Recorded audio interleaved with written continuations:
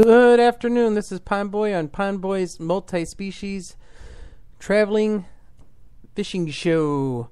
It's been a while since I've been on. I think a couple weeks at least. Last time we had talked about kayaking, and today I wanted to talk about taking your kids fishing. And it doesn't matter how old they are.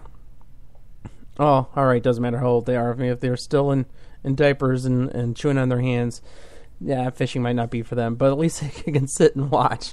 I had 3 kids. I've taught them all to fish. Only one of them really likes it, so be prepared for that. That's the hardest thing. That if you are really love fishing and your kids don't like it, it might happen.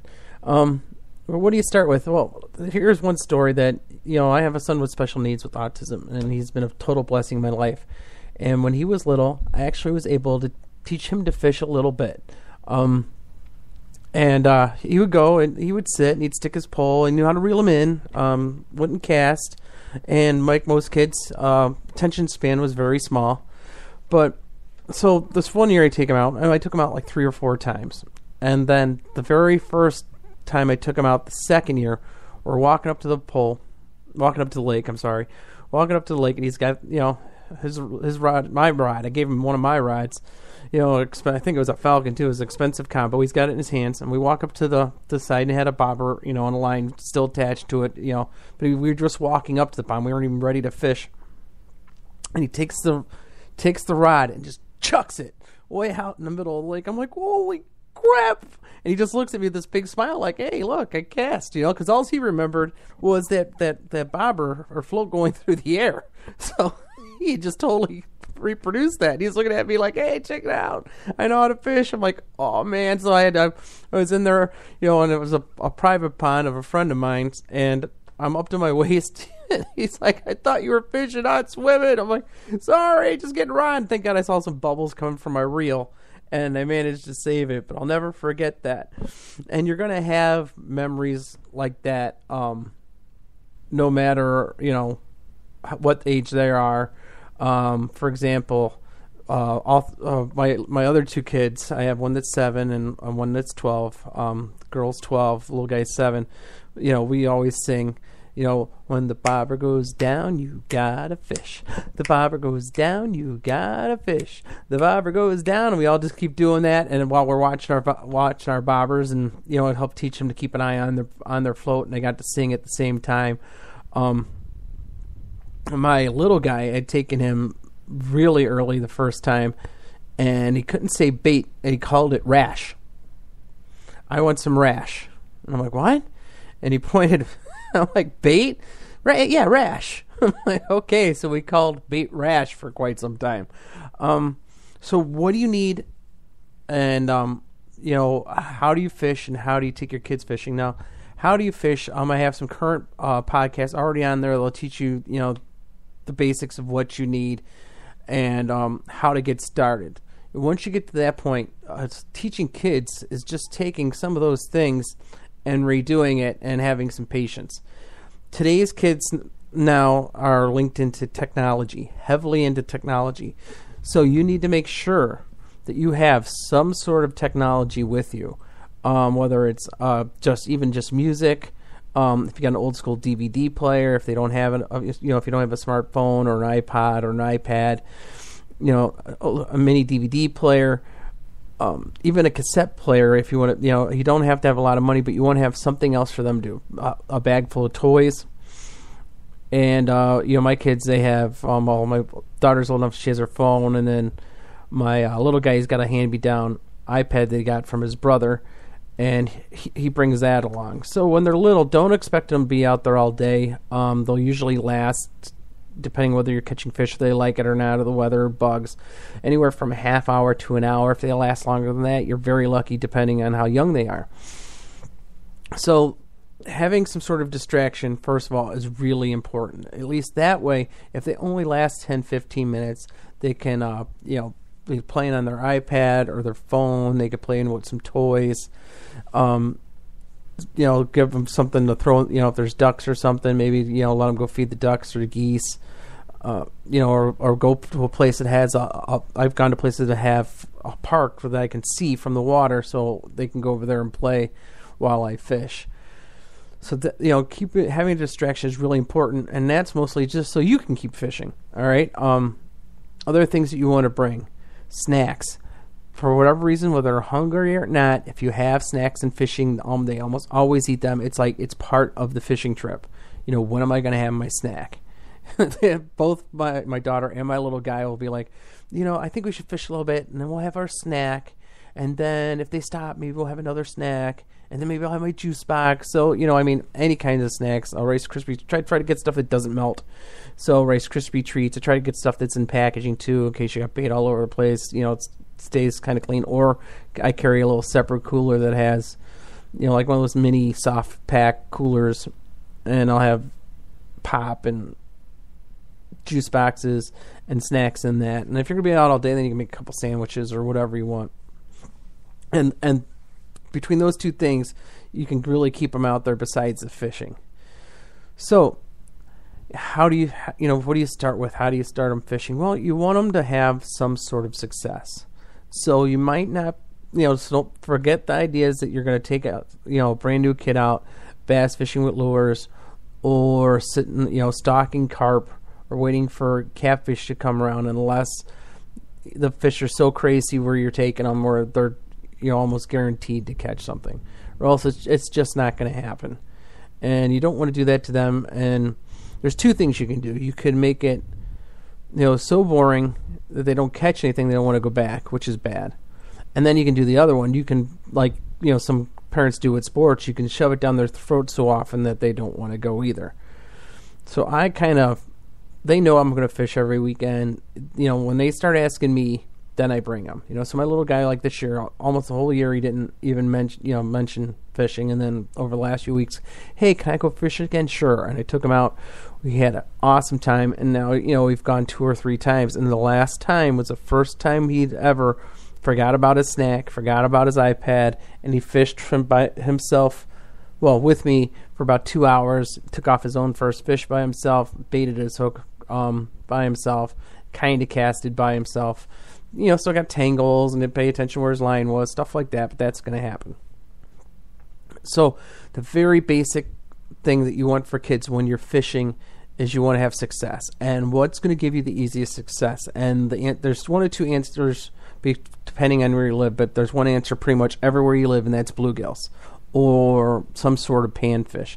The second one in my area, in the suburbs of Chicago, might be crappie, depending on how good the lake is. But you're talking about small fish. So small fish, they have kiddie poles, and kiddie poles are, kids like them just because they have their favorite character on them. Now, do they work great? Not usually. They're okay. Do they cast well? Sometimes. But they're really affordable. You can get one for $10-$20 a lot of times at Walmart, or they have little packages. But I always bring my own rods. I try to get them to use my rods when I can, because they cast better. They're more reliable. I know if they get a big fish, they can reel it in. I try to get them to use mine. But you're probably going to have to get a kiddie pole because they're going to insist on it. So you get them their pole, and then if you're going to go for panfish, I strongly suggest using an ultralight. An ultralight just makes it more fun. If you're going to use one of your rods, use the ultralight. Make sure they can feel those little fish, and that's going to work out really nice for them. One other thing you can do, and they still sell them, but if you want to get around the whole how to cast thing at first, get a cane pole. They still sell them. They're extremely cheap. You put them together, and then all you're going to do is teach them how to just swing their arm out. And mostly bluegills are a great midsummer fish. They're readily along the shore. You only have to get 3-4 feet out, and you got it made. And they're going to be happy. They're going to be really happy. So what kind of rigs? Well, if you can get to a bait store, you want waxies, which are a form of larva, or spikes, which is a tiny form of larva. Bluegills love them. Now, the biggest mistake people make when they're fishing for bluegills is the hooks are too big and the baits are too big. They'll take like a piece of hot dog and a giant hook, and the bluegills will just come pop, pop, pop, pop like piranhas, and you can't hook them. The key to successful pan fishing, especially with kids, I believe, is using ice jigs. Why ice jigs? Well, ice jigs are tiny, and they're I hear this in, probably in other shows from me when we talk about ice fishing and crappie fishing, bluegill fishing in depth, but they're small enough that doesn't matter if they're as big as your hand or half as big as your hand. Even those little teeny ones you see at, your everyday ponds, suburban ponds, will work and it'll fit in their mouth.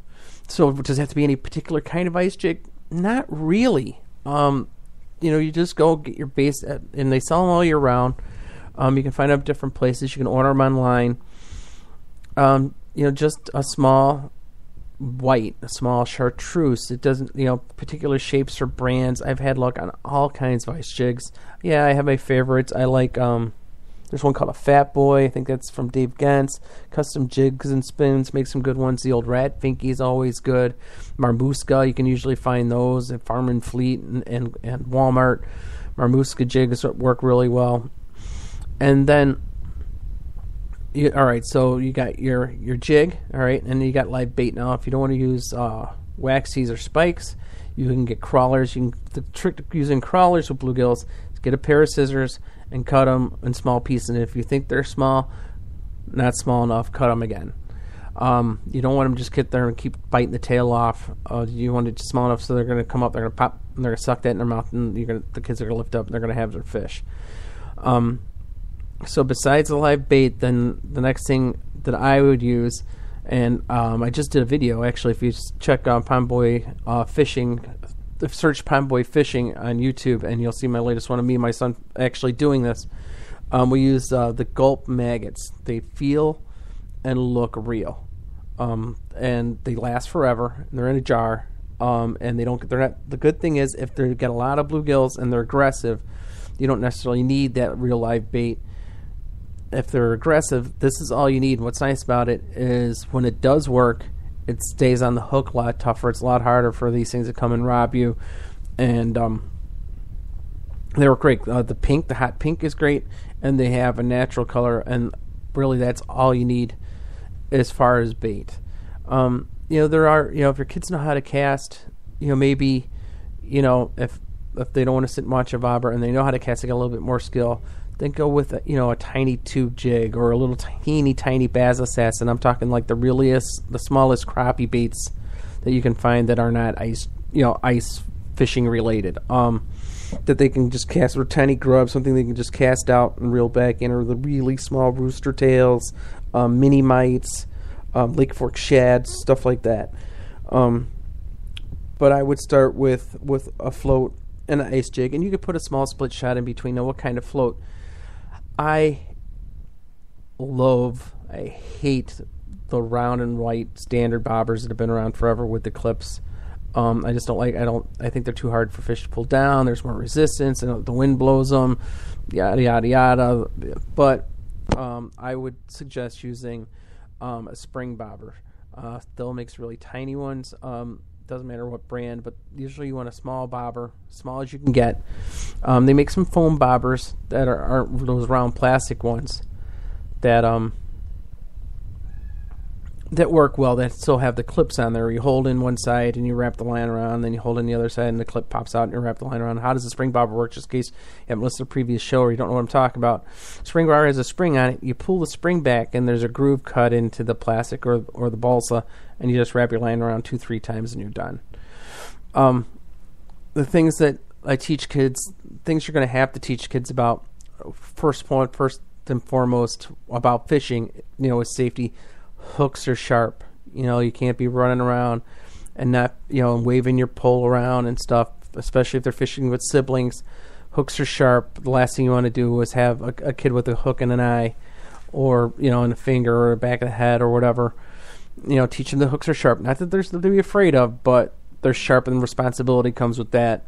And, when they treat it properly, make sure you support them and tell them what a good job they're doing, because that's the cornerstone for them, being safe throughout, as they grow fishing, because, you just really don't want anybody hurt.